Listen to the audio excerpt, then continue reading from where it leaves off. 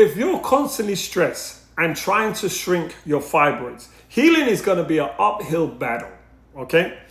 See, here's something that they're not telling you. Stress isn't just a feeling. Stress is chemistry, and it produces chemical reactions in your body.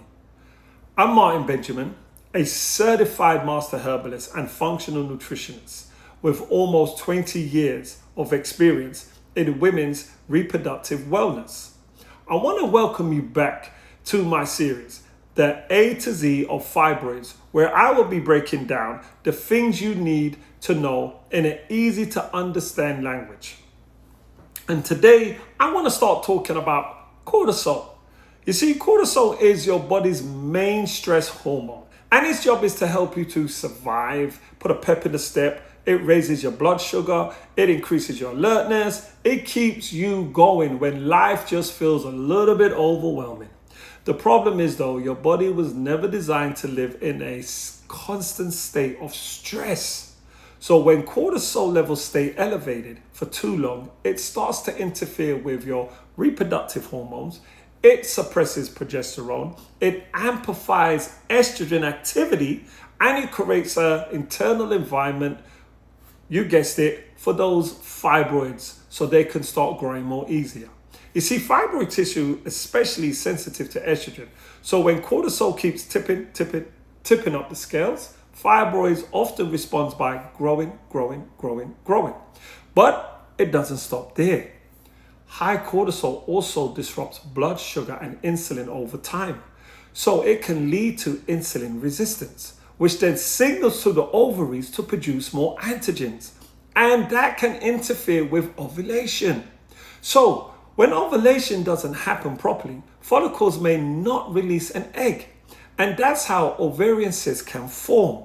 So now you got stress driving cortisol. You got cortisol disrupting insulin and disrupting ovulation, and estrogen's amplifying, which is fueling these fibroids. That's a bit much, right? But it's all connected. And the part which really frustrates me is when women are often told that their fibroids or cysts just happens, or stress isn't really a medical issue. But cortisol is measurable. It's a biomarker, which means if the stress is the driving force to your symptoms, it can show up in your lab work. And that means it's not just in your head, it's biology. But let's start talking about some solutions, because telling you just to relax, calm down, isn't helpful. You need to fix cortisol by creating a safety environment in your body. And that means by stabilizing blood sugar levels, so your body isn't constantly in emergency mode. Prioritizing sleep, getting proper rest, because cortisol and melatonin works opposite to each other. And watching how you work out, by reducing, make sure you're not overtraining or exerting yourself with cardio too much, because the body's already depleted. Supporting your nervous system, not just your hormones. And one of the most important things that women mainly struggle with is how to learn how to say no, slow down without feeling guilty. Fibroids thrive in a stress-heavy environment, and healing cannot happen in survival mode. So let's take some time to prioritize yourself and make a plan, asking yourself, what lifestyle changes can I make right now? Where I may put, fixing things into my day for movement to help me to rest and reset. How can I regulate my nervous system better?